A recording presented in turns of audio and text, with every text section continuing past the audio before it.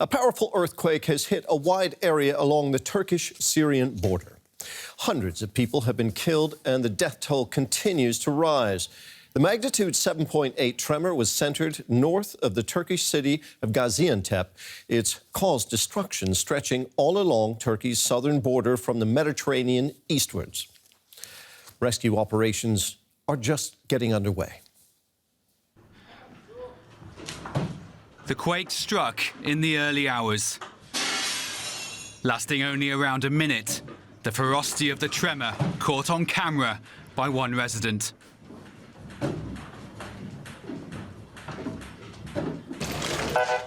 In the city of Diyarbakir, the impact has been devastating. Officials say that at least 17 buildings collapsed here, trapping many in their homes while they were sleeping. With those who did manage to escape using any means possible in the search for survivors. Authorities say in Turkey as many as 10 cities have been affected by the quake, sparking a huge rescue effort. All our governors are on duty now. Gendarmerie, security forces, Turkish armed forces, disaster and emergency management teams, Red Crescent teams and search and rescue teams from many points of Turkey are being dispatched to the relevant regions. The epicenter of the quake was in southeastern Turkey, but it also hit parts of neighboring Syria, leaving a trail of devastation, with tremors reaching as far away as Cyprus and Egypt. Our correspondent Dorian Jones is in Istanbul. Dorian, what's the latest on the earthquake?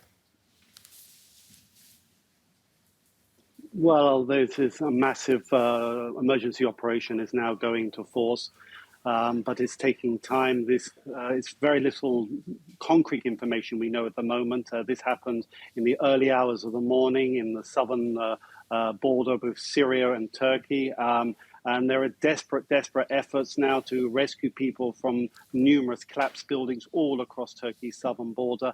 We've seen images coming out of people just trying to burrow into buildings, multi-story apartment blocks that have just collapsed into just mounds of rubble. This is an extremely difficult time. This is one of the most powerful earthquakes that Turkey has hit Turkey in decades. It appears that possibly it will even surpass the 1999 earthquake that struck here near Istanbul, which claimed the lives of 17,000 people.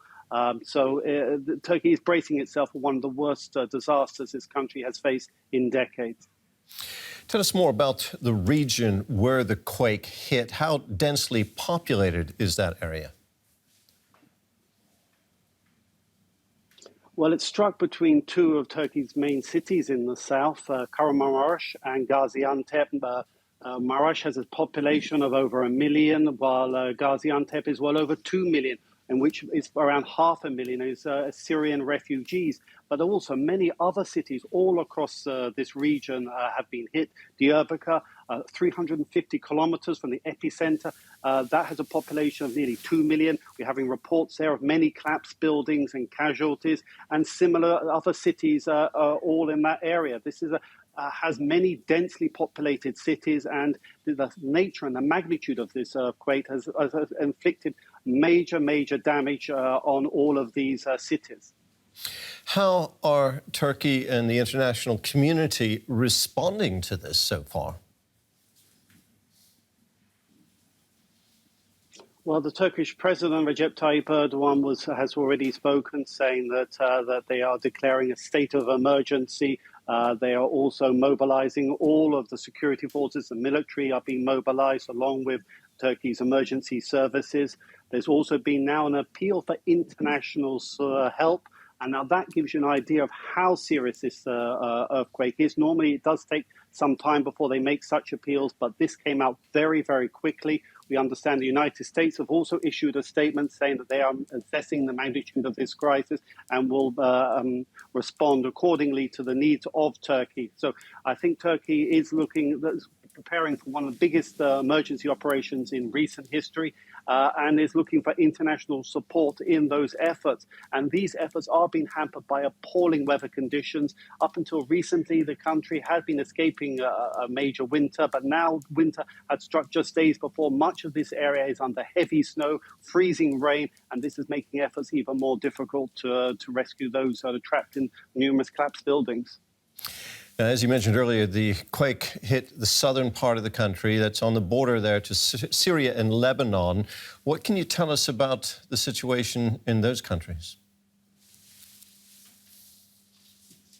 Well, we are getting reports from Syria, similar reports to what's happening in Turkey. The Syrian official agencies have said that, yes, there are dozens of casualties and many more injured, reports of collapsed buildings.